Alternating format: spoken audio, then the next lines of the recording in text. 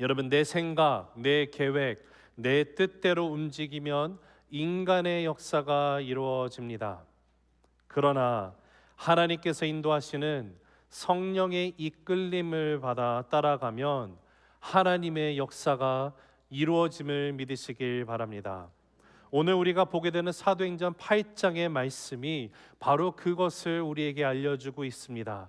오늘 8장에 정말 하나님의 특별한 만남을 계획하셨고, 이 만남 가운데 순종하고 나갔더니 예수님을 믿게 되는 한 사람을 우리가 만나게 됩니다.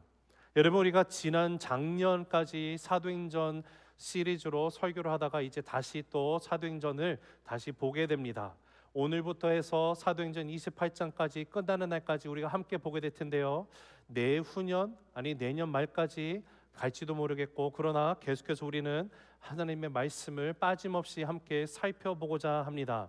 여러분, 우리가 이 사도행전을 다시 보면서 오늘 말씀 가운데 우리가 반드시 놓치지 말아야 되는 중요한 사실이 있는데, 우리 한번 화면을 보면서 읽도록 하겠습니다. 시작. 하나님께서 인도하시는 만남을 우리가 순종하고 따라가면 하나님의 일이 일어나게 됩니다. 한 번 더 읽습니다. 시작.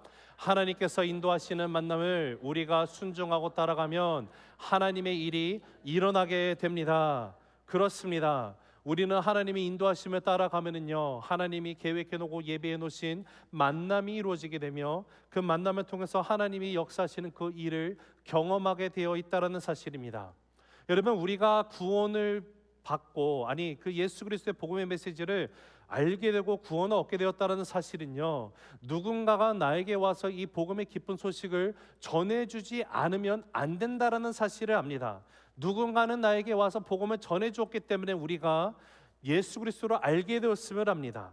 때로는 내가 잘 알고 있는 사람이 나에게 다가와서 이 복음의 기쁜 소식을 전해주는 경우도 있고요, 때로는 전혀 알지 못하는 뜻밖의 사람이 나에게 와서 복음의 메시지를 전해주었기 때문에 내가 예수님을 알게 되었다라는 것을 우리가 한 사람도 빠짐없이 고백을 하게 될 것입니다. 오늘 본문의 이야기를 보면 하나님의 놀라운 은혜, 그 구원의 은혜가 모든 민족에게 전파되고 있음을 우리에게 알려주는 기쁜 소식을 보게 됩니다.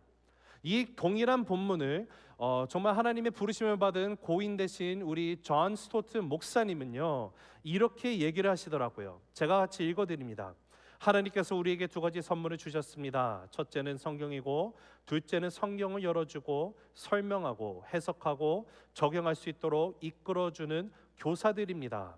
하나님이 에디오피아 내시가 먼저 이사야 두루마리를 얻을 수 있게 하셨고, 그 다음에 빌립을 보내 그에게 그 말씀을 가르치게 하셨습니다. 여러분, 그렇습니다. 하나님이 우리에게 주신 두 선물이 있는데, 그것은 바로 성경 말씀을 선물로 주셨고요, 또 이 성경 말씀을 잘 풀어서 해석하고 설명해 줄 수 있는 교사를 주신 것이 바로 하나님이 우리에게 주신 은혜요 선물임을 우리가 부인하지 못할 것입니다. 여러분, 오늘 말씀을 통해서 왜 성경 말씀이 중요하고 필요한지, 그리고 이 성경 말씀을 풀어서 설명해 줄 수 있는 사람이 왜 중요한지를 우리가 또 이 본문을 통해서 빌립과 에디오피아 내시의 이 그 대화를 통해서 우리가 발견하게 된다는 사실입니다. 자, 우리가 이 말씀에 들어가기 앞서서 이 본문에서 나오는 이 맥락을 이해하기 위해 우리가 작년까지 살펴봤었던 사도행전의 그 7장의 마지막에 있었던 이 모든 내용을 잠시 요약해서 설명을 드리면 이렇습니다. 스데반 집사가 7장 마지막 부분에 가서 그 순교를 하게 됩니다. 돌에 맞아 죽게 됩니다. 그런데 성경에서 뭐라고 기록을 하고 있냐면요, 유대교 사람들이 예수님을 증거하고 예수님을 믿고 나가는 이 스데반이라는 집사를 잡아가지고 와서 돌을 쳐 죽이려고 하는데, 그 당시에 누구의 허락을 기다리는가 봤더니 우리가 너무도 잘 아는 사울이 등장합니다. 사도 바울이죠. 자, 사울이 젊은데 바리새인이고요, 그 당시에 이미 유대인들로 하여금 종교적인 열심히 뛰어난 사람들에게는 사도 바울에게 있어서는 사도 바울은 그들에게 정말 리더의 위치에 있는 사람이었습니다. 그것을 우리가 알게 해주는 그 근거가 무엇이냐면, 이 스데반을 쳐 죽이려고 했을 때 유대인들이 어떻게 했냐면 자기의 겉옷을 접어서 사도 바울의 발 앞에 내려놨다라는 기록을 우리에게 디테일을 알려주고 있어요. 여러분, 누군가가 발 앞에 이거 준다는 것은요, 그 사람이 어떤 직위가 있고 리더십이 있음을 인정하는 것이 됩니다. 그것이 동일한 것이 어디서 나타나냐면 초대교회 가운데 성도들이 자기 갖고 있는 그 모든 재산을 팔아서 누구의 발 앞에 놨다고 말합니까? 사도들의 발 앞에 놓고 나갔다는 걸 보게 돼요. 동일한 겁니다. 초대교회가 서졌을 때 하나님이 세우신 사도들이 이 성도들에게 있어서는 정말 주님이 세우신 리더십을 인정이 되는 것이고, 그들이 그 리더로서 존중하기 때문에 그들의 발 앞에 나가는 제스처를 취하고 나가는 것이 사울이 스데반을 죽였더라도 유대인들이 그 앞에 겉옷을 벗어서 내려놓는 그 제스처를 취하는 것과 동일하다는 거예요. 겉옷을 벗는다는 것은 정말로 돌을 들어서 이 사람은 진짜 때려 죽이려는 작정을 하기 때문에 거추장한 겉옷을 벗어갖고 사울 앞에 내려놓음으로 지금 허락을 받고자 하는 거예요. 그리고 분명히 스데반을 순교하게 됩니다. 그러고 난 다음에 사도행전 8장 1절에 와서 보면 사울이 뭐라고 쓰냐면, 사울이 스데반이 이렇게 죽게 된 것을 합당하게 여겼다고 말을 해요. 그리고 난 다음에 예루살렘 교회 가운데 어마어마하게 큰 박해가 일어나기 시작합니다. 이 박해가 얼마나 심했는지 예루살렘 교회는 사도들만 남게 되고요, 모든 성도들은 뿔뿔이 흩어지게 됩니다. 쉽게 말하면 내가 살고 있는 생활의 삶의 터전을요, 뒤로 한 채 도망갈 수밖에 없었어요. 살기 위해서는 도망칠 수밖에 없는 그 정도로 심한 박해가 임했다라는 것을 우리가 알게 됩니다. 그런데 놀라운 사실은 누가가 이 사도행전을 기록을 하면서 뭐라고 말을 하냐면, 분명히 성도들이 도망쳐서 뿔뿔이 흩어졌는데 그 모습을 4절에서 이렇게 말합니다. 같이 읽습니다. 시작. 그 흩어진 사람들이 두루 다니며 복음의 말씀을 전할세. 자, 예루살렘 성도들이 분명히 살기 위해서 흩어졌는데 이 흩어지면서 그들이 뭐를 했다고요? 두루두루 다니면서 복음을 전했다. 여러분, 이렇게 나가서 복음을 전하는 성도들 가운데 한 사람이 바로 오늘 우리가 말씀에서 만나게 되는 빌립입니다. 그런데 빌립이 오늘 에디오피아 네시를 만나게 되는데, 이 네시를 만나기 전에 그가 먼저 들어갔던 곳이 어디였는지 여러분 기억하십니까? 사마리아 땅으로 들어갔죠. 여러분, 사마리아로 들어갔다는 것이 정말로 중요한 사건입니다. 왜냐하면 사도행전 1장 8절 먼저 한번 읽어볼게요. 시작. 오직 성령이 너에게 임하시면 너희가 권능을 받고 예루살렘과 온 유대와 사마리아와 땅끝까지 이르러 내 증인이 되리라 하시니라. 할렐루야. 예수님께서 성령이 임하시기 전에, 승천하시기 전에 제자들에게 하신 말씀이었어요. 예수님이 주신 지상 대사명과 위대한 계명이 있죠. 대사명이 있어요. 마태복음 28장 19절 20절에 나오는 너희는 가서 모든 민족으로 제자를 삼아 아버지 아들과 성령 이름으로 침례를 주고 내가 너에게 분반 모든 것을 가르쳐 지키게 하라. 원어로 제대로 직역을 하면은요, 그들이 내가 분반 모든 것을 지킬 때까지 가르치게 하라 라고 말씀하시면서 보일지어다 내가 너희와 함께 세상 끝날까지 함께 있겠다고 말씀을 하셨고, 사도행전 1장 8절에서는 오직 성령이 너희에게 임하시면, 하나님이 보내주기로 약속한 이 성령 받기 위해서 너희는 예루살렘 떠나지 마라, 밖에 기도하라. 그러면 하신 말씀이 오직 성령이 너희에게 임하시면 어떻게 된다고요? 너희가 권능을 받는다. 그런데 여기서 성령이 임하시는 그 목적이 권능이 아니라고 말씀드렸죠. 원어의 그 문법상의 구조를 보면 성령이 임하시는 이유는 딱 하나였어요. 그 목적은요, 바로 성도들로 하여금 예수의 증인이 되기 위함이에요. 그런데 어디서부터 증인이 되기 시작합니까? 예루살렘, 온 유대, 사마리아, 그리고 땅끝까지 이르러. 여러분, 사도행전 7장까지 주된 이 내용을 보면 예루살렘에서 시작된 예수 그리스도의 증인으로서 살아가는 교회의 모습을 우리가 보게 됩니다. 그런데 8장 그 전반절에서 심한 박해가 일어나자 성도들이 뿔뿔이 흩어지기 시작을 해요. 하나님이 박해를 통해서 교회를 흔드십니다. 그리고 뿔뿔이 흩어졌는데 그 중에 한 사람이 빌립이 어디로 들어갔습니까? 사마리아로 들어갔어요. 이게 왜 중요하죠? 예수님께서 분명히 예루살렘과 온 유대와 거기까지 나의 민족 유대인들을 말하게 포함하고 있는 곳이에요, 단위가. 그런데 거기서 넘어서 이제는 사마리아의 복음이 들어가게 됩니까? 안 들어가게 됐습니까? 들어가는 것을 우리가 보게 돼요. 자, 그러면 예수님 말씀하신 예루살렘과 온 유대와 사마리아까지 복음이 들어갔어요. 그 다음에 어디까지 복음이 들어가야 된다고 말씀하셨습니까? 땅끝까지죠. 자, 근데 여기서 중요한 하나의 또 어떻게 보면 되게 임포트한 그 팩트인데, 그 당시에 그리스와 로마 사람들의 세계관에 있어서는요, 그 당시는 지구가 둥글다라는 사실을 몰랐습니다. 그리고 그리스와 로마 사람들이 말하는 땅끝이라는 것이 어디인가를 보면은요, 북아프리카, 즉 에티오피아 지역을 땅끝이라고 간주하고 나갔어요. 오늘 말씀 가운데 에티오피아 내시가 예수님을 영접하게 된 사건을 통해서 복음이 이제 어디까지 흘러 들어가게 된 거예요? 땅끝까지 들어가는 거예요. 그들의 세계관에서 이해했던 땅끝에 정말 복음이 들어가게 되는 거예요. 하나님께서 이 복음이 예루살렘, 유대, 사마리아, 그리고 그 당시 땅끝으로 여겨졌던 에티오피아, 북아프리카 지역에 전해지기 위해서 하나님이 교회 가운데 뭐를 허락하셨다고요? 박해를 허락하셨다라는 거예요. 그리고 그 박해가 일어났을 때 성령님이 이 복음 사역이 사마리아와 땅끝까지 들어가기 위해서 들어 사용한 사람이 누군가 봤더니 오늘 우리가 보는 빌립 집사입니다. 사마리아의 복음을 전하자 큰 부흥이 일어났어요. 정말로 숫자로 셀 수 없는 많은 사람들이 예수님을 영접하게 되는 역사가 일어났습니다. 그러던 중에 26절을 오늘 우리가 함께 읽은 첫 번째 구절인 26절을 보면 성령님이 갑자기 빌립에게 예루살렘에서 가사로 가라고 말씀을 하십니다. 자, 여기서 가사라는 곳이 어디냐면 예루살렘에서 이집트까지 거리가 한 60마일 정도 됩니다. 60마일인데 이집트에 도달하기 전에 가장 마지막으로 있는 동네가 있어요. 물을 공급받을 수 있는 가장 마지막 장소가 가사라는 곳입니다. 근데 성령님이 빌립에게 어디로 가라고 하고 있다고요? 가사로 가라고 하고 있어요. 자, 성령님이 인도하심 가운데 빌립이 순종하고 나가는데 정말로 여기서 우리가 순종이 무엇인지를 배우게 되는 것이 무엇이죠?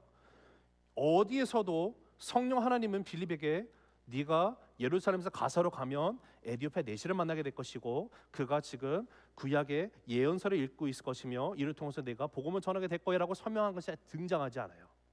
딱 하나예요. 빌립아, 있는 곳에서 너는 가사로 가야 돼. 여기서 빌립이 어떻게 합니까? 하나님 설명해 주시면 움직일게로 하나요? 아니요, 즉시로 옮겨요. 자, 27절 읽어봅니다. 시작.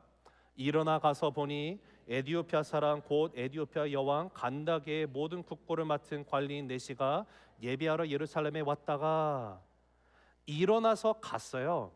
가서 본 거예요. 알고 간 게 아니에요. 그냥 순종해서 갔는데 갔더니 누구를 만나게 돼요?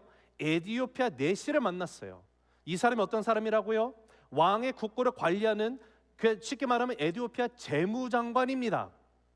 그런데 여기서 놓치지 말아야 되는 중요한 또 하나의 사실을 우리가 알게 되는데 이 에티오피아 내시가 지금 27절 마지막에 뭐라고 써 있어요? 예배하러 어디를 왔다가 갔어요? 지금 예루살렘에 왔다. 자, 여러분 왜 에티오피아 사람이 굳이 예루살렘에 예배를 드리러 갔습니까? 아니 지금 누가가 기록할 때 에티오피아 사람이 내시가 예배하러 예루살렘에 왔다 가는요 past tense예요. 과거형이에요. 예배를 드렸다가 지금 다시 에티오피아로 지나가고 다시 돌아가는 상황이에요. 왜 이 사람이 예루살렘으로 왔을까요? 이 사람은 유대인이 아니잖아요. 여러분 에티오피아라는 지명이 구약에서는 구스로도 나오고 스바로도 나옵니다. 이 구스라는 히브리어 원어의 뜻이 뭐냐면요 검다라는 거예요. 검다. 피부색이 검해가지고 흑인이다라는 뜻이에요. 자, 흑인인데 왜 왔을까? 예배를 드렸다. 여러분 우리가 그것을 왜 이 사람이 정말로 예루살렘에서 예배 드린다거나 하나님을 예배하기 위해서 왔다라는 것으로 해석을 할 수밖에 없는데 그 근거를 한번 찾아보면은요 추적을 해보면 열왕기상 10장에서 어떤 사건이 있는지 우리가 기억을 하게 되냐면 바로 에티오피아의 여왕이 솔로몬의 그 지혜의 소문을 듣고 솔로몬 왕을 방문했던 그 사건이 기록이 되어 있습니다. 에티오피아의 스바의 여왕이 솔로몬의 지혜를 듣고 와서 그때 유대교가 에티오피아에도 전해지고 하나님을 섬기는 아브라함, 이삭, 야곱의 하나님에 대해서 알고 섬기는 사람들이 생겼겠구나라고 우리가 추론을 해볼 수가 있어요. 근데 지금 이 에티오피아 내시가 고위 관리인 이 사람이 유대인이 아닌데 유대교인인 거예요. 그리고 지금 여기서 말하는 예배하러 예루살렘 왔다라는 이 절기가 언제 해당되냐면 6월절 절기를 지키는 때에 이가 와서 방문을 했는데 문제가 있어요. 유대인들이 내시를 받아줄까요, 안 받아줄까요? 받아주지 않습니다. 내시는요, 정결하지 못한 존재로 간주되기 때문에 너 같은 죄인은 이 거룩한 성전에 들어올 수 없어, 문전박대 당할 수밖에 없는 그런 신분이에요.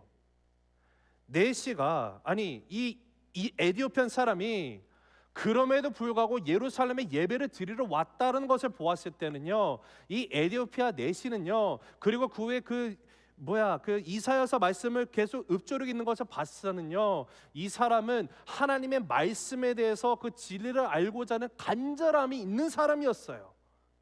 그러니까 돌아가는 길에도 에디오피아 내시가 이사야서의 말씀을 읽고 있었다라고 나와 있지 않습니까? 여러분, 이사야가 어떤 메시지입니까? 메시아 되시는 예수님이 누구신지에 대한 계시로 가득 차 있는 예언서 아닙니까? 그런데 그런 에디오피아 내시에게 빌립이 성령에 이끌려서 만나게 돼요. 내시가 타고 가고 있는 수레, 영어는 chariot이죠. 여기에 가까이 나가라고 성령의 음성을 주고 가까이 나가자 내시가 이 이사야서를 읽고 있는 소리를 듣게 돼요. 듣고 난 다음에 이 내시에게 뭐라고 말합니까? 자, 우리 한번 그 에디오피아 내시가 읽고 있는 말씀 먼저 볼게요. 자, 32절 33절 읽습니다. 시작. 읽는 성경 구절은 이것이니 일러스되 그가 도살자에게로 가는 양과 같이 끌려갔고 털 깎는 자 앞에 있는 어린 양이 조용함과 같이 그의 입을 열지 아니하였도다. 그가 굴욕을 당했을 때 공정한 재판도 받지 못하였으니 누가 그의 세대를 말하리요? 그의 생명이 땅에서 빼앗김이로다 하거늘. 자, 지금 읽고 있는 말씀이 이사야서 53장 7절 8절의 내용입니다. 제가 이 말씀 묵상하면서 어떤 장면이 그려졌냐면요, 이 에디오피아 내시가, 자, 첫째로 이사야서의 이 두루마기를 어떻게 이 에디오피아 사람이 갖게 되는지는 우리가 알 수가 없어요. 그런데 이 말씀을 가지고 궁금증이 있는 거예요. 알고 싶어요. 절기가 되니까 예루살렘에 찾아가요. 제가 만약에 이 에디오피아 사람의 입장이었더라면 예배 드리러 가는 것뿐만 아니라 내가 그렇게 사모하고 알고 싶은 이 하나님의 말씀에 대해서 답을 알고 싶어서 갔는데 예루살렘 성에 갔을 때 나를 문전박대 시켜요. 내가 내시라고, 에디오피아 사람이라고. 집에 돌아가는데 궁금증이 풀리지 않아요. 가입증 있어요. 하나님의 말씀 알고 싶은. 그러니까 혼자서 수레에서 계속 읽는 거. 이게 무슨 말일까? 이게 도대체 무슨 말이야? 아, 진짜 답답해하는 거예요, 에디오피아 내시가. 그 내시를 위해서 하나님이 빌립을 보내셨다는 사실이에요. 그리고 난 뒤에 35절에 뭐라고 말합니까? 읽습니다. 시작.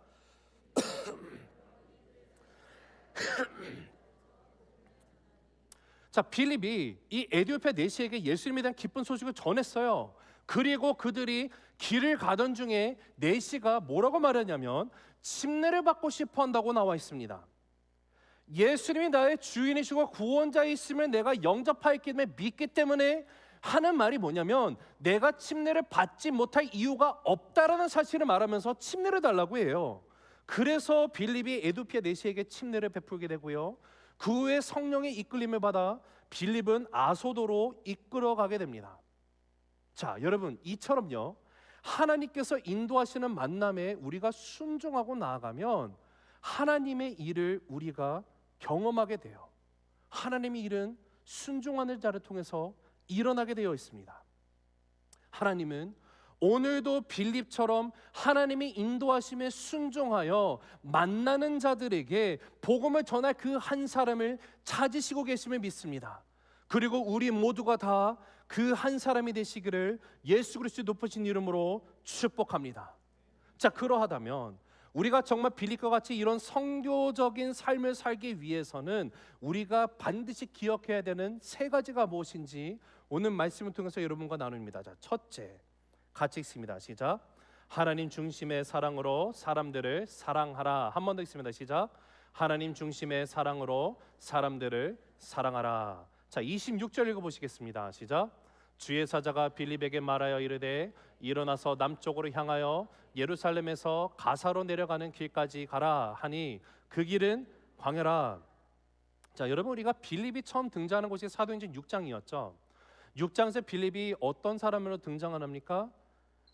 교회 가운데 과부들에게 구제 사역을 하기 위해서 교회가 7명의 안수 집사들을 세우고 나갑니다. 그 중에 한 사람이 빌립이었어요. 빌립은요, 과부들을 섬기는 일을 하는 사람이었습니다. 빌립은 과부를 정말로 사랑하는 사람이었습니다. 왜 그가 그렇게 했을까요? 하나님이 과부를 사랑하시기 때문이에요. 하나님의 마음이 그러하기 때문에 그래요. 즉 빌립의 마음에는 하나님의 마음이 그대로 반영되어 있는 마음입니다. 여러분, 빌립은 과부뿐만이 아니죠. 나중에 그 당시 이방인으로 여겨지고 더럽혀진 혈통으로 간주되었던 사마리아인들을 향해서도 그가 가서 복음을 전합니다. 여러분, 그 당시 유대인과 사마리아인들은요, 서로 상종할 수 없는 엄청나게 큰, 넘을 수 없는 큰 장벽이 있었어요. 하지만 그럼에도 불구하고 빌립은 그 장벽을 넘어설 수 있는 더욱더 큰 마음으로 그들을 하나님의 사랑으로 대하고 나갑니다. 사마리아 땅에 들어갔어요. 들어갔는데 성령 하나님의 감동으로 하나님의 마음이, 긍휼의 마음이 나의 마음에 가득 참으로 말미암아 거기 있는 지역의 사람들을 보니까 이 사람들이 예수님이 없는 것이 나의 마음 가운데 아픔을 모는 거예요. 그 사랑의 마음으로 복음을 전하기 시작을 해요. 그랬더니 사마리아 땅 가운데 예수를 믿는 자들이 수많은 사람들이 나오게 됐던 거예요. 에티오피아 사람을 향해서도 동일한 모습의 동일한 마음을 갖고 있는 빌립을 오늘 우리가 발견하게 됩니다. 여러분, 한번 생각해 보세요. 빌립이 사마리아에서 복음을 전할 때 정말로 많은 열매가 맺혔어요. 많은 사람들이 예수님께 돌아오게 됩니다. 그리고 이 역사가, 이 소문이 어디까지 나게 되냐면 예루살렘 교회까지 소문이 들어가게 되고요, 교회에서 너무도 놀라서 이것을 확인하기 위해서 2명의 사도를 보내요. 베드로와 요한을 보냅니다. 베드로와 요한이 와서 사마리아 땅에 와서 보니까 정말로 성령 하나님의 역사하신 가운데 많은 사람들이 예수님을 믿고 나가는 역사가 일어나요. 그래서 거기서 함께 또 사역을 하고 나갑니다. 그 놀라운 역사를 목격하게 돼요. 그런데 오늘 26절을 보니까 갑자기 뜬금없이 성령 하나님이 빌립에게 광야로 가라는 음성을 주셔요. 근데 놀라운 사실은 빌립은 그 음성에 순종해서 광야로 갔는데 에티오피아 사람 넷이 한 사람을 만나게 되고 이 사람에게도 동일하게 하나님의 사랑으로 복음을 전하게 됩니다. 여러분, 인간적인 생각으로 해보면요, 사마리아 땅에 복음을 전했는데 이제 교회가 세워지게 됐어요. 엄청나게 많은 사람들이 예수님 영접하고 있어요. 그곳에서 갑자기 하나님이 옮기라고 하는데 갈 수 있겠습니까? 그러나 하나님을 따라가는 이 사도들의 삶의 모습은요, 공통된 특징은요, 아무리 여기서 잘 되고 있는다 할지라도 성령이 말씀하시면 그 이끌림에 붙들림 받아 가서 한 영혼을 정말로 귀하게 여기고 나가는 그 모습이 있었다는 거예요. 이것이 초대교회를 위대하게 만들었던 이유입니다. 여러분, 또 다른 예가 어디 있어요? 사도행전 2장에 보면 사도 베드로가 나가서 설교 한번 했더니 3,000명이 구원받고 나갔어요. 여러분, 하루에 3,000명이 예수님을 믿게 되는 교회에 대한 소문 들어본 적 있으세요? 자, 근데 사도들은요, 그 부흥의 현장에 머물러 있지 않습니다. 바로 다음 장 3장을 보면 태어나서 평생 걷지 못했던 안진뱅이 한 사람에게 시선이 다가 있어요. 그리고 이 영혼에게 예수 그리스도의 복음을 전하고 이 사람이 예수 이름으로 낫게 되고 구원을 얻게 돼요. 여러분, 이것이요, 예수님께서 살아계셨을 때 제자들에게 말했던 누가복음 15장 7절의 말씀 그대로 살아간 거 아닙니까? 한번 같이 읽어보실까요? 시작. 내가 너에게 이르노니 이와 같이 죄인 한 사람이 회개하면 하늘에서는 회개할 것이 없는 의인 99으로 말미암아 기뻐하는 것보다 더하리라. 이게 하나님의 마음 아닙니까? 하나님은요, 죄인 한 사람이 예수 그리스도의 그 복음의 능력 가운데 회개하고 돌아오기를 원하시는 하나님의 마음인 거예요. 여러분, 하나님의 그 성령의 능력 가운데 붙들림 받아 살아갔던 사도들, 성도들은요, 그 하나님의 마음으로 한 영혼을 소중히 여기고 나갔어요. 그것이 바로 초대교회가 온 백성에게 칭송을 받을 수 있었던 이유가 바로 여기에 있지 않습니까? 빌립은 하나님의 마음을, 하나님의 사랑을 그대로 반영하는 긍휼의 마음이 있었던 사람이에요. 하나님 중심의 사랑으로 사람들을 진정으로 사랑하고 나가는 사람이었어요. 많은 사람이든 적은 사람이든 상관이 없어요. 자, 그러하다면 오늘 우리에게 주어지는 중요한 질문은 무엇입니까? 사랑하는 성도 여러분, 하나님의 사랑으로 다른 이들을 어떻게 우리도 사랑할 수 있게 될까요? 여러분은 정말로 하나님의 중심의 그 사랑으로 다른 사람들을 진정으로 사랑하고 계십니까? 그렇게 할 수 있는 하나의 유일한 길은요, 내가 복음을 정확하게 깨닫고 있어야 돼요. 내가 복음을 알아야 돼요. 여러분, 빌립은요, 복음의 메시지를 정확하게 이해하고 깨닫고 있었던 사람이었어요. 내가 사랑받을 수 없는 존재였다는 사실을 그가 알고 있어요. 그런데 하나님께서 친히 오셔서 나 같은 사람을 위해서 사랑하셨다는 사실을 빌립은 알았어요. 내가 사마리아인이었고 내가 에디오피아 내시와 같은 사람이었다는 것을 알고 있었어요. 이 복음을 받을 자에게 아무것도 없는 나였지만 하나님의 사랑이 나를 찾아오셨고 이 복음이 내 마음속에 깊이 들어오게 되었다는 사실을 깊이 깨닫고 있을 때, 그때 비로소 다양한 부류의 사람들을 그 사랑으로 우리가 사랑할 수 있게 된다는 것이에요. 여러분, 복음의 메시지를 진정으로 알고 계십니까? 두 번째, 같이 읽습니다. 시작. 성령님의 인도함을 받으라. 한 번 더 읽습니다. 시작. 성령님의 인도함을 받으라. 자, 29절인데요. 같이 읽습니다. 시작. 성령이 빌립더러 이르시되 이수레로 가까이 나아가라 하시거늘. 여러분, 비랄베스 목사님이 쓴 책 가운데 어떤 그 전도하는 것에 대한 일화가 나온 게 있어서 한번 같이 소개해드립니다. 비랄베스 목사님이 시카고에 사셨는데 그 살고 있는 그 지역의 동네는요, 매주 수요일 날 그 쓰레기를 픽업하러 왔대요. 그래서 화요일 밤이 되면 나가서 자연스럽게 집 앞에 커디색이 있고요, 이 라운드밭 있죠, 커디색에 그 쓰레기통을 내놓으러 나갑니다. 근데 어느 한 겨울에 정말로 추운 날이었는데 화요일 날 밤에 그 쓰레기통을 내놓기 위해서 나가시면서 너무 추우니까 신발도 신지 않은 채 그냥 깡총깡총해서 빨리 이것을 놓고 집에 들어오려고 나가셨어요. 나가는데 하필이면 그 같은 지역의 이웃 가운데 새로 이사 들어온 이웃이 있는데 이분도 또 동시에 그 같은 시간에 나와서 쓰레기를 내놓으러 나오셨대요. 그래서 눈이 마주칩니다. 그래서 이 비랄베스 목사님이 마음 가운데 아직 인사를 못해갖고 가서 인사를 해야겠는데 라고 하면서 양심에 가책이 생겼어요. 근데 그때 빌할베스 목사님이 이렇게 말합니다. 하나님과 협상하기 시작을 했대요. 하나님, 너무 추워서 제 발가락이 얼어붙고 있습니다. 저분도 추울 텐데 다른 날 제가 가서 인사하면 안 될까요? 그러나 그런 마음과 달리 몸이 방향을 바꾸어 그 사람에게 다가가서 손을 내밀며 인사를 합니다. 맨발로요. 안녕하세요. 만나서 반갑습니다. 저는 빌 하이베스입니다. 우리 동네에 이사 오신 것을 정말 환영합니다. 그랬더니 이 이웃도 인사를 하더래요. 만나서 반갑습니다. 저는 이 근방에 새로 생긴 자동차 딜러십을 운영하고 있습니다. 그렇게 인사를 나눈 채 그 둘은 각자 집으로 돌아갔습니다. 그런데 정말로 놀랍게도 거의 매주 화요일 밤이 되면 같은 시간에 같이 쓰레기를 내놓으러 나오는 두 사람이에요. 그래서 쓰레기를 내놓고 쓰레기통 옆에서 대화를 하기 시작을 합니다. 대화를 나누다가 대화가 점점 더 깊어지고 결국 둘은 정말 가까운 친구가 되었어요. 하이베스 목사님은 이 사람이 크리스찬이 아니라는 사실을 알게 되었고, 이 사람은 하이베스 목사님이 목사라는 사실을 알게 되었습니다. 그리고 결국에는 빌 하이베스 목사님이 그 사람과 그 온 가족을 예수님 앞에 인도하게 되었어요. 사랑하는 성도 여러분, 혹시 오늘 나의 집 주변에 내가 가로질러야 되는 커디색이 있습니까? 내가 가로질러 가야 되는 길이 있습니까? 내가 기도하는 마음으로 산책을 하면서 지나가는 이웃집 가운데 하나님께서 이곳에 가서 말을 걸라고 하는 어떤 집이 있습니까? 여러분, 선교적인 삶을 살아가는 이 빌립처럼 살기 위해서는요, 성령의 인도하심을 우리가 간구해야 되고 성령의 인도함을 받아야만 합니다. 여러분, 빌립의 상황을 다시 한번 생각해 보세요. 얼마든지 수많은 변명을 내려놓을 수 있어요. 하나님, 지금 저보고 지금 어디로 사막이요? 잘못 드는 거죠?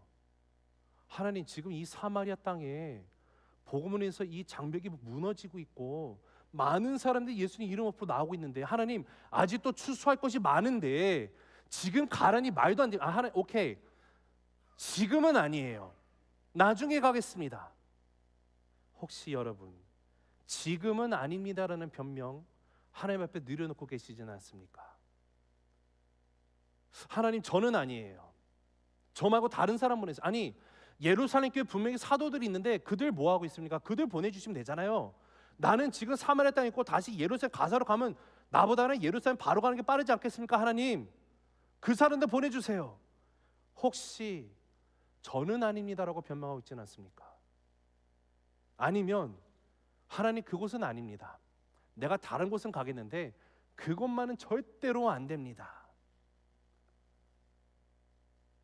여러분 이사야서 55장 8, 9절을 보면요 하나님의 길은 우리의 길과 다르다고 말씀하십니다. 하나님의 생각은 우리의 생각과 다르다고 말씀하세요. 하나님의 길이 내가 생각하는 길보다 더 높은 길이에요. 하나님의 생각이 내가 생각하는 생각보다 훨씬 더 높은 생각임을 우리가 함께 인정하고 고백하게 되기를 간절히 소망합니다. 그러기 때문에 사랑하는 새생명 가족 여러분, 우리 매일 아침 일어났을 때 우리 하루의 일과의 시작을 이런 기도로 드리면서 시작할 수 있으면 좋을 것 같아요. 하나님, 오늘 제가 만나야 될 한 사람이 누굽니까? 하나님, 오늘 저를 위해서 준비하신 일이 무엇입니까? 주님, 오늘 하루를 살아갈 때 성령 하나님의 인도하심 가운데 내가 민감하게 반응할 수 있게 되기를 원합니다. 주님의 인도하심에 따라 내가 움직이기를 원합니다. 하나님, 오늘 내가 만나야 되는 에티오피아 내시는 누구입니까? 여러분 이렇게 기도하며 살아갈 수 있는 새로운 한 주 남은 인생 되시기를 주의 이름으로 축복합니다. 마지막으로 세 번째 같이 읽습니다. 시작. 말씀을 통해 사람들을 예수님께 인도하라. 한 번 더 읽습니다. 시작. 말씀을 통해 사람들을 예수님께 인도하라. 자 30절 읽습니다. 시작. 빌립이 달려가서 선지자 이사야의 글을 읽는 것을 듣고 말하되 읽는 것을 깨닫느냐. 여러분 간혹 가다가 성령의 인도하심에 정말로 집중하고 민감하게 반응한다고 말씀하시는 분들 가운데 정말로 안타깝게도 성경을 전혀 보지 않는 분들이 계세요. 또 다른 반면에 하나님의 말씀을 정말로 집중하고 나가는데 그 삶을 보면요 성령님이 존재하지 않는 것처럼 여기고 살아가는 사람들이 있어요. 근데 너무도 감사한 것은 오늘 우리가 보는 이 빌립 집사님은요 둘 다가 갖춰져 있어요. 성령의 인도하심을 받았고 성경에 대한 깊은 지식도 갖고 있었습니다. 사랑하는 성도 여러분, 저와 여러분이 그런 사람이 되기를 간절히 소망합니다. 하나님, 성경 말씀을 내가 깊이 알아서 이 말씀을 통해서 다른 사람들에게 이 말씀, 주의 말씀을 통해서 예수님이 누구신지를 소개할 수 있는 나의 삶이 되길 원합니다. 하나님, 성령님과 내가 친밀하게 깊이 함께 동행하며 걸음으로 주님의 인도하심에 내가 민감하게 반응하며 따를 수 있게 되기를 원합니다. 이 두 기도를 함께 할 수 있게 되기를 원해요. 자, 근데 여기서 선지자 이사야의 글을 읽고 있는 이 에티오피아 내시가 나와 있는데 그 당시에는요 보편적으로 사람들이 글을 읽을 때는 속으로 읽지 않고 소리를 내어서 읽었다고 합니다. 그리고 특히 고대 필사본 같은 이 이사야서와 같은 이 두루마기를 펴서 읽을 때는요 이것이 너무 오래돼서 오늘날처럼 뭐 그 테크놀로지 조성은 PDF로 읽는 것도 아니고 글씨가 이게 정확한지 아닌지 모르기 때문에 이것을 다 봐가지고 소리를 내가지고 정확하게 단어를 말하면서 이게 정확한 뜻이 무엇인지를 알기 위해서도 더 소리를 내서 읽었다라고 합니다. 자, 그래서 빌립이 지금 에티오피아 내시가 읽는 소리를 듣고 다가와서 질문을 하고 있는 것이 지금 30절의 말씀이에요. 지금 30절부터 40절의 내용을 보면 총 4개의 질문이 나옵니다. 짧게 이 질문들을 함께 다루고 마무리하도록 하겠습니다. 첫 번째 질문은 빌립이 했고요. 나머지 3개는 내시가 묻는 질문들이 나와 있어요. 여러분 여기서 우리가 한번 생각해 봐야 되는 것이 이 질문이라는 것이 정말로 중요합니다. 왜냐하면 한 가지 옳은 좋은 질문 하나를 하면 이 질문을 통해서 정말 예수님 모르는 사람의 마음이 열리고 예수님 영접하는 역사가 일어날 수 있기 때문에 그래요. 여러분, 우리가 모든 질문 가운데 모든 답을 알고 있을 필요는 없습니다. 알 수도 없을 뿐더러요. 하지만 좋은 질문 하나를 할 수 있는 그 질문을 우리는 반드시 준비하고 있어야만 하는 거예요. 자, 근데 여기 빌립이 던지는 질문이 너무도 심플하죠. 뭐라고 묻습니까? 지금 당신이 읽는 것이 뭔지 잘 깨달아지시나요? 이렇게 물었어요. 너무도 심플한 첫 번째 질문이 나오는데, 이 질문이 이 에디오피아 내시의 마음이 열리면서 대화가 이어지게 합니다. 자, 다음에 31절을 볼까요? 거기 두 번째 질문이 나왔어요. 읽습니다. 시작. 대답하되 지도해 주는 사람이 없으니 어찌 깨달을 수 있느냐 하고 빌립을 청하여 수리에 올라 같이 앉으라 하니라. 자, 제가 이 말씀을 묵상하면서 여기서 에디오피아 이 내시가 얼마나 답답했는지를 여기서 발견하게 돼요. 자기에게 이 주어진 이사야서의 말씀이 있는데 아무리 읽어도 못 알아듣는 거예요. 알고 싶어요. 여러분, 예루살렘 가서 예배를 갔는데 거기서 아무도 나한테 얘기를 안 해줘요. 자, 제 상상을 펼치는 거예요. 돌아오는데 그래도 끝까지 포기하지 않고 이거 알고 싶어요. 모르는 거예요. 근데 그때 와서 이거 무슨 얘기인지 아세요? 모르는데 자기 손마음이 튀어나오는 거예요. 아니, 나한테 아무도 이걸 지도해 주는 사람이 없는데 내가 어떻게 알겠어요? 되묻고 있는 거예요. 여러분, 여기서 주목해야 될 점, 빌립이 이 에디오피아 내시의 그 이야기를 들었을 때 이것을 풀어 설명해 주는데요. 빌립이 여기서 뭔가 복음을 정말로 논리정연하게 막 처음부터 끝까지 프레젠테이션을 완벽하게 했다는 말 안 나와요. 딱 하나였어요. 내가 아는 하나님의 말씀을 얘기해 주는 거예요. 여러분, 이것이 중요합니다. 빌립은 그저 한 가지였어요. 성경을 잘 알고 있었어요. 즉, 여러분, 우리가 교회에서 여러분에게 교회에서 그 성경 공부할 수 있는 클래스를 오픈하고 여러분이 목자 모임까지도 말씀을 통해서 삶을 나누고 이런 모임에 여러분이 더욱더 집중하고 나가야 되는 이유가 어디 있냐면요, 내가 말씀을 공부할 때마다 나는 또 전도 훈련을 하고 있음을 우리가 잊어서는 안 된다라는 거예요. 나에게 어떤 질문이 주어졌을 때 이 질문에 대해서 답을 할 수 있는 준비가 되어 있으면 나를 통해서 누군가는 예수님을 만나게 될 수 있다는 거예요. 그래서 여러분, 하나님의 말씀을 내가 더욱더 사모하고 사랑한다면 이 말씀은 내가 더욱더 펴고 읽고 묵상하고 공부하고 외우고 적용하고 살아가는 그 중요성이 여기 있는 것입니다. 여러분, 빌립은 성경 말씀을 잘 알고 있었어요. 사도들로부터 말씀 훈련을 잘 받았어요. 그러니까 이런 상황이 있을 때 답을 할 수 있는 거예요. 자, 세 번째 질문 34절입니다. 읽습니다. 시작. 그 내시가 빌립에게 말하되 청컨대 내가 묻노니 선지자가 이 말한 것이 누구를 가리킴이냐? 자기를 가리킴이냐? 타인을 가리킴이냐? 여러분, 이 말씀 보면서 또 깨닫게 되는 것이 무엇이냐면요, 오늘날에도 여전히 성경을 펴서 읽기는 하지만 누군가 와서 설명해 주지 않으면 예수님을 알 수 없는 사람들이 너무도 많다는 거예요. 마치 이런 것 같아요. 여러분이 자녀들에게 퍼즐을 사주면 뭐 100개짜리, 500개, 1000개짜리 피스 조각 많죠. 근데 퍼즐을 사주면 퍼즐의 그 박스의 겉표면에 뭐가 있죠? 사진이 있어요. 퍼즐이 완성됐을 때 이 그림이다가 있잖아요. 그리고 퍼즐을 맞춘다는 것은 이 그림을 보고 하나씩 맞춰가는 거예요. 그런데 하나님의 말씀을 특히 해석함에 있어서 구절에 여기서 하나, 요거 하나, 이거 하나 끄집어다가 나 혼자 조합을 하다가 전혀 해석도 안 되고 잘못된 엉터리 해석을 하고 있는 분들이 있어요. 하나님의 말씀은요, 전체적인 문맥 가운데 하나님 하신 말씀, 이 전체 그림 안에서 우리가 이해를 해야만 하는 거예요. 여러분, 오늘날에도 너무도 많지 않습니까? 하나님의 말씀을 알고 싶어요.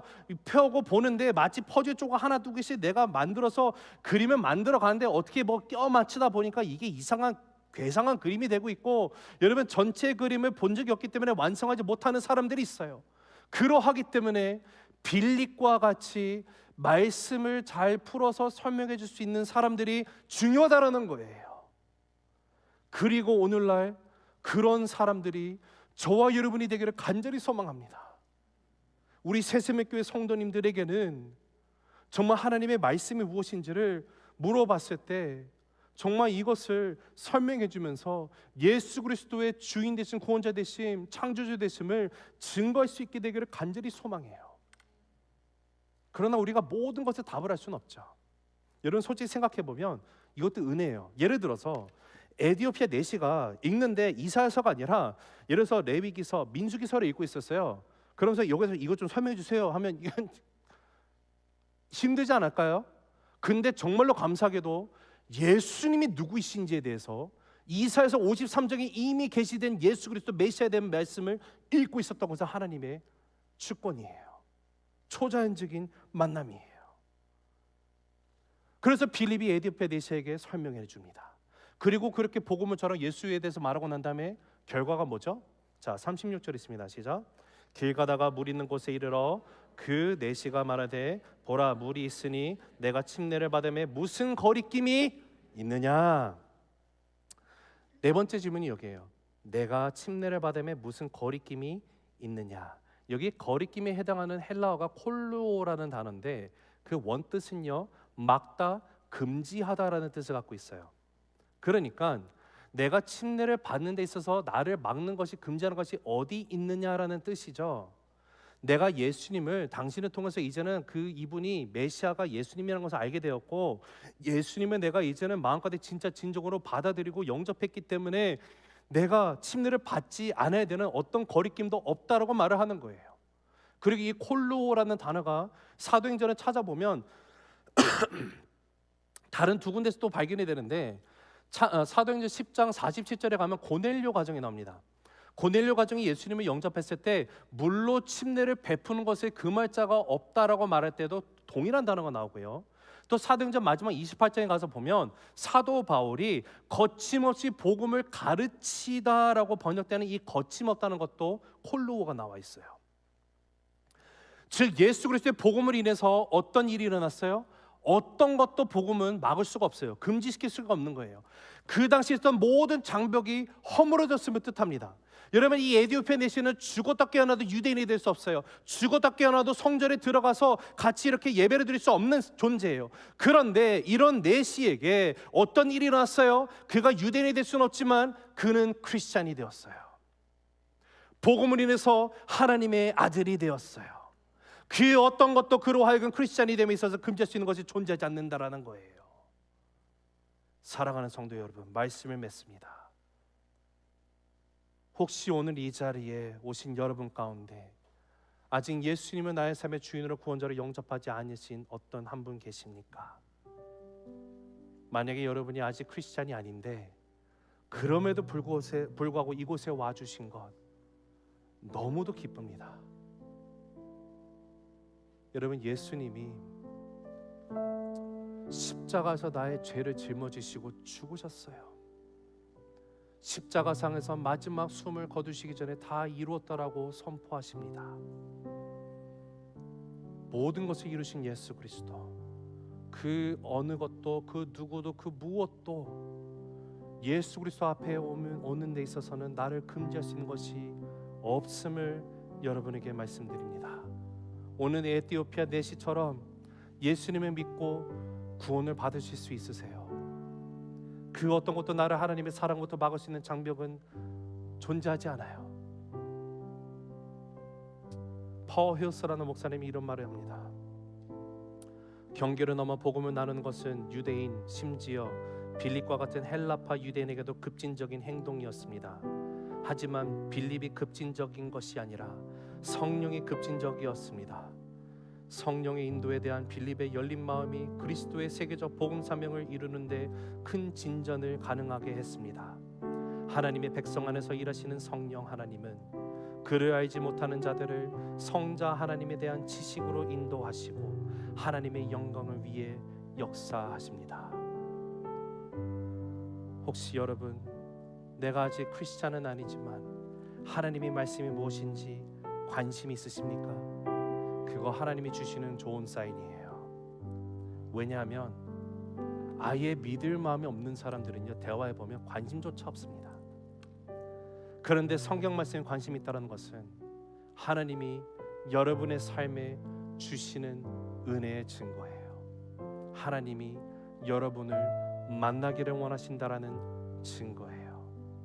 그러기 때문에 믿지 못하는 어떤 의문점이 있습니까? 계속해서 질문하세요. 계속 질문하세요. 포기하지 마시고 끝까지 질문해 보세요. 저를 만나 주신 하나님이 여러분 동일하게 만나 주시면 저는 믿어 의심치 않습니다. 우리 사랑하는 성도 여러분, 여러분이 진정으로 예수님을 나의 삶의 주인으로 구원자로 영접했다고 하면 지금 이 자리에 빌어서 몇 가지 질문을 함께 나누기 원합니다. 이 질문은 내 자신에게 던지기를 원해요. 나는 하나님의 사랑으로 사람들을 진정으로 사랑하고 있습니까?